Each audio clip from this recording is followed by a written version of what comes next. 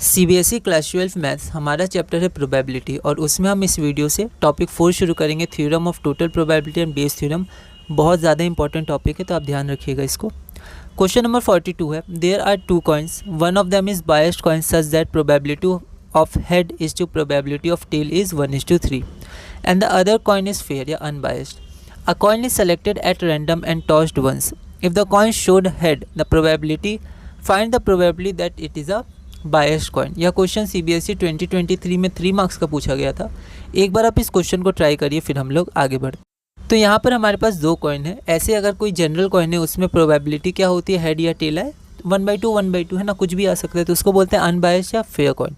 लेकिन एक ऐसा कॉइन है जिसमें probability of head is to tail है 1:3, ठीक है। मतलब अगर कॉइन को 4 बार टॉस किया जाए तो 3 बार तो टेल आएगा और 1 ही बार हेड आएगा, जबकि आना चाहिए था 2 बार टेल या 2 बार हेड। मतलब इक्वल प्रोबेबिलिटी है, ठीक है, कुछ भी आ सकता है ना। तो ये हमारे पास एक जो कॉइन है वो अनबायस्ड है, ठीक है, फेयर है, और एक कॉइन बायस्ड है, उसकी प्रोबेबिलिटी दी है 1:3, है ना। तो हम लोग इसको बोला गया है कि if the coin showed head, तो अगर आपका कॉइन हेड शो करता है तो इसकी क्या प्रोबेबिलिटी है कि वो बायस्ड कॉइन है, ठीक है, 1:3 प्रोबेबिलिटी वाला है ना, 1:1 वाला नहीं, 1:3 वाला, ठीक है। अब हम इसका आंसर देखते हैं। अब इसमें इवेंट क्या मानेंगे, तो सबसे पहले हम लोग इवेंट मानेंगे इवन, ठीक है। इवन एक इवेंट है कि हम लोग बायस्ड कॉइन को सेलेक्ट किए, ठीक है। इवेंट E2 है कि हम लोग फेयर कॉइन को सेलेक्ट किए, ठीक है। और ए इवेंट है इवेंट ऑफ गेटिंग हेड। फिर इनको कनेक्ट करेंगे कंडीशनल प्रोबेबिलिटी से, ठीक है। तो हम लोग क्या करेंगे, सबसे पहले E1 की प्रोबेबिलिटी निकालेंगे। Probability of E1 is equal to probability of E2 क्या होगा, 1/2, ठीक है। क्योंकि हम लोग कोई भी कॉइन सेलेक्ट कर सकते हैं, रैंडम सिलेक्शन है, कोई भी कॉइन सेलेक्ट कर सकते हैं, ठीक है। अब प्रोबेबिलिटी ऑफ A/E1 ये है क्या, तो पहले इसको हम लोग वर्ड्स में भी लिख सकते हैं। प्रोबेबिलिटी ऑफ गेटिंग हेड और इवन क्या, जो इवेंट हो चुका है, तो probability of getting head given that a biased coin is selected, ठीक है। तो PA/इवन क्या हो जाएगा, इवन क्या हो जाएगा 1/4, क्योंकि टोटल प्रोबेबिलिटी 4 है, मतलब टोटल नंबर ऑफ आउटकम्स 4 है, और उसमें से हेड एक टाइम आएगा, है ना, 1, तो 1/4 हो जाएगा। तो ये 1/4 हो जाएगा, ठीक है। उसी तरह PA/E2 क्या है, तो आप इसको वर्ड्स में भी लिख सकते हैं। Probability of getting a head when fair coin is selected, ठीक है। तो फेयर कॉइन में प्रोबेबिलिटी ऑफ हेड 1/2 होता है, प्रोबेबिलिटी ऑफ टेल 1/2 होता है।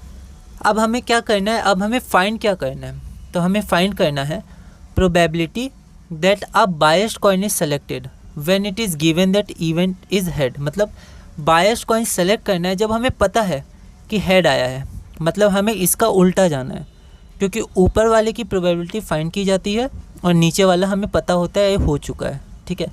तो सबसे पहले हम लोग क्या करते हैं, उल्टा हम लोग पहले फाइंड करते हैं, फिर बेस थ्योरम से जो चाहिए वो हम लोग निकालते हैं, ठीक है।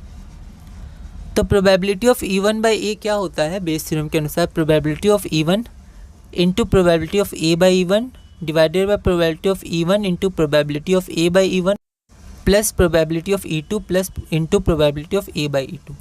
मतलब जितना आपका है, अगर E3 होता तो E3 भी लिखते हैं, तो टोटल नीचे प्लस करते हैं। Probability of E1 1/2, A/E1 1/4। उसी तरह सब हम लोग वैल्यूज़ पुट किए और हमारा आंसर कितना आया, तो इसको थोड़ा सिंप्लीफाई करिएगा तो आपका आंसर 1/3 आएगा। देयरफॉर रिक्वायर्ड प्रोबेबिलिटी इज़ 1/3, ठीक है। तो थोड़ा इसमें आपको लैंग्वेज लिखना भी पड़ेगा, थोड़ा समझना भी पड़ेगा क्या रिप्रेजेंट हो रहा है, ठीक है। प्रैक्टिस से हो जाएगा, कोई दिक्कत नहीं है। अगला क्वेश्चन है हमारा question number 43। Suppose that 5 men out of 100 and 25 women out of 1000 are good orators, ठीक है। Assuming that there are equal numbers of men and women, find the probability of choosing a good orator, मतलब good speaker, ठीक है। तो यहाँ पर 5 आदमी 100 में से और 25 वुमेन 1000 में से, ठीक है। तो 5 men आउट ऑफ 100 और 25 women out of 1000 are good orators, अच्छे स्पीकर्स हैं। Assuming that there are equal number of men and women, अब equal number of men and women लिया गया, तो इसकी प्रोबेबिलिटी क्या है कि अगर चूज़ किया जाए तो हमें एक गुड ओरेटर मिले, ठीक है। Find the probability of choosing a good orator. यह क्वेश्चन दिल्ली 2020 में 4 मार्क्स का पूछा गया था। एक बार आप इस क्वेश्चन को ट्राई करिए, फिर हम लोग आगे बढ़ते हैं। तो सबसे पहले हम लोग इसमें इवेंट देखेंगे। Let E one be the event that the selected person is a man, ठीक है। हमने एक इंसान को चुना, पता चला वो मैन है। E2 event that the selected person is a women, एक इंसान को चुना, पता चला वो वुमेन है, ठीक है। और एक ई इवेंट है, event that the selected person is a good orator, ठीक है। तो वो जो सेलेक्ट किया गया वो गुड ओरेटर है, ठीक है। तो हमारे पास 3 इवेंट है। अब प्रोबेबिलिटी ऑफ E1 E2 1/2, क्योंकि क्या है इक्वल नंबर है तो हम लोग किसी को भी चुन सकते हैं, ठीक है। Equal number of man and women है, ठीक है। तो इक्वल प्रोबेबिलिटी है, हाफ हाफ है तो 1/2 हो जाएगा, ठीक है। अब P ऑफ E/E1, इसका अर्थ क्या हुआ? इसका अर्थ हुआ ये कंडीशनल प्रोबेबिलिटी है, तो जो डिनोमिनेटर में होता है वो हो चुका है। मतलब E1 क्या था? Selected person is a man, तो मैन को सेलेक्ट कर लिया गया है। प्रोबेबिलिटी किसकी है? न्यूमरेटर की। तो प्रोबेबिलिटी है selected person is a good orator.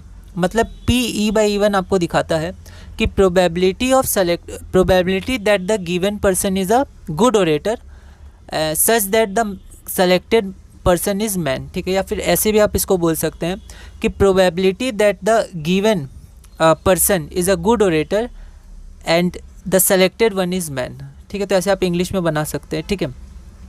तो यहाँ पर उसकी क्या प्रोबेबिलिटी है कि जो हमारा सेलेक्टेड पर्सन है, ठीक है, वो गुड ओरेटर है और दिया हुआ है कि वो पर्सन मैन है, ठीक है। वुमेन भी हो सकता है पर मैन है ना। तो इसकी प्रोबेबिलिटी क्वेश्चन में दी हुई है 5 आउट ऑफ 100, तो 5/100 1/20। और प्रोबेबिलिटी ऑफ E/E2 क्या है? तो probability of having a good orator such that the given person is a women, ठीक है। या probability of selecting a good orator such that the given person is women, तो वो वुमेन है वो हमें पता है।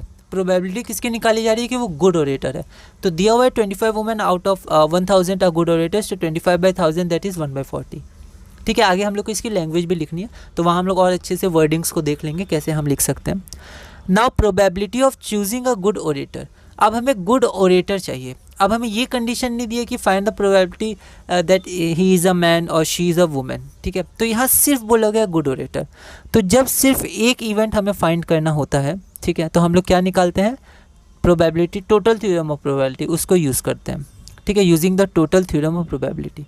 तो PE, क्योंकि E ही है जो इवेंट है गुड ओरेटर को चूज़ करने के लिए, ठीक है। तो PE बराबर PE1 into PE/E1 plus PE2 into PE/E2, ये फॉर्मूला आप ध्यान रखिएगा। अगर E3 भी रहता तो PE3 इंटू PE/E3, इसको आप सॉल्व करिएगा तो आपका आंसर आ जाएगा 3/80। Therefore required probability is 3/80। अगला क्वेश्चन है हमारा क्वेश्चन नंबर 44। यह क्वेश्चन ऑल इंडिया 2016 में 4 मार्क्स का पूछा गया था। एक बार आप इस क्वेश्चन को ट्राई करिएगा, अगली वीडियो में हम इसे सॉल्व करेंगे।